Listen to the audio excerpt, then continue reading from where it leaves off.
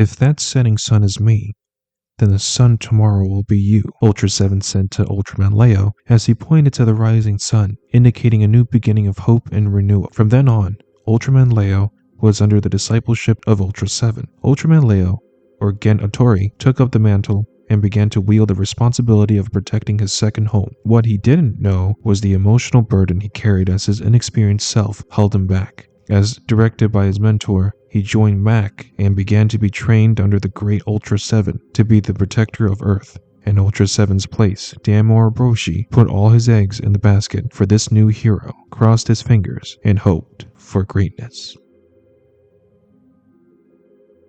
Time showed no mercy. It moved forward relentlessly as new kaiju emerged to terrorize the population. Panic erupted through the streets as people scattered in every direction, running for their lives while towering monsters crushed buildings beneath their feet. Each death became another statistic, another number recorded in a growing list of casualties. But again, every single one mattered. Each life lost weighed heavily on him. Every kaiju he failed to defeat deepened the disappointment that gnawed at his soul. The burden of the world suddenly felt as if it rested on his shoulders. With every battle lost, his guilt only grew stronger. He wasn't just fighting the kaiju, he was fighting himself. If only I were stronger, none of this would have happened. The thought echoed endlessly in his mind. It followed him into every brutal training session under Dan Moriboshi, the once legendary Ultra 7. Now Dan pushed him beyond his limits, showing no mercy as he forced Gen to endure punishing drills. Every punch, every kick, every painful fall against the unforgiving earth. All of it was driven by one desperate belief that somewhere inside him existed a stronger version of himself waiting to be forged. Gen hoped that if he trained long enough, fought hard enough, and endured enough pain, he could defeat the enemy he feared most, his own doubt. Thunder cracked across the sky as violent waves collided with one another. Rain lashed against the sea while storms battered the coastline. The raging ocean swallowed buildings and dragged innocent lives into its depths, drowning their cries beneath its relentless roar. Their deaths disappeared beneath the waves, leaving behind only silence and unanswered questions. Gen blamed himself for every one of them, his inexperience, his weakness, his failure. So he trained harder than ever. Every strike he threw carried desperation. Every movement was fueled by the need to protect those he could still save. If he could defeat the monsters faster, if he could become stronger, then maybe fewer people would die. Yet the guilt never left him. In his mind, he was no different than the kaiju themselves. Their destruction came from brute force. He came from failure. Bruises, blood, and scars covered his body. To Gen, they felt less like injuries and more like punishment for his weakness. Still, he clenched his teeth and forced himself forward toward the next battlefield waiting for him. Because Ultraman Leo was supposed to be the hero of the story, Dan Moriboshi knew that. That was why he put Gen through hell. Behind every harsh command, every merciless training session was something deeper. Grief. Dan watched the kaiju attacks helplessly, unable to fight as he once had due to the injury that crippled his leg. While Max struggled to hold the line, their battles only bought time for Gen's training. But time always came at a cost.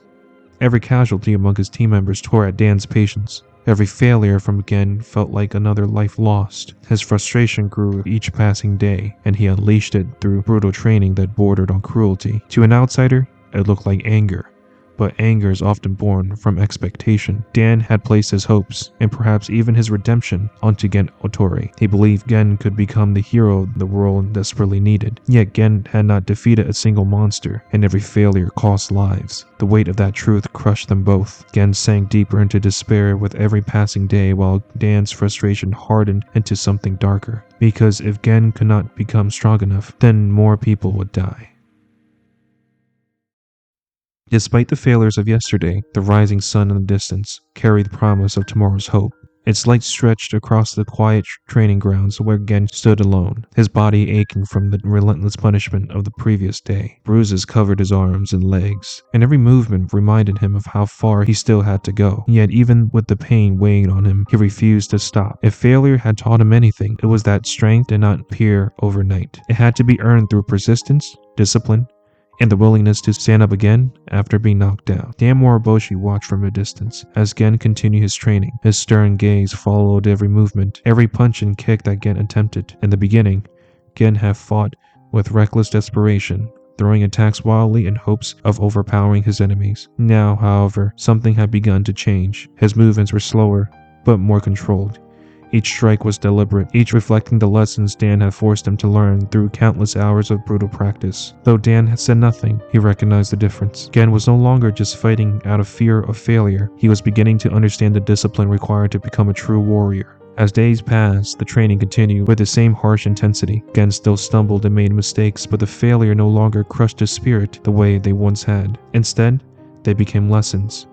Every correctly executed strike, every improved stance, and every moment where his instincts guided him rather than his panic felt like a small victory. These changes were subtle, almost invisible to anyone watching from the outside, yet they represented meaningful progress. Strength was not arriving in dramatic bursts, but through small improvements that slowly built upon one another. Eventually, another kaiju appeared, threatening the city once again. Sirens echoed through the street as people fled in terror, while buildings trembled beneath the creature's enormous footsteps. Ken rushed towards the battlefield with the same sense of urgency as before, but his mindset had shifted. The fear once clouded his judgment was now tempered by determination. When he transformed into Ultraman Leo, he faced the monster with great focus and awareness. The battle was still difficult. The kaiju was powerful and relentless, forcing Leo to endure several heavy blows that shook the ground beneath him. However, this time Leo did not fight blindly. He moved with great precision, reacting more quickly and countering the monster's attacks with techniques he had practiced during training. Though he was knocked down more than once,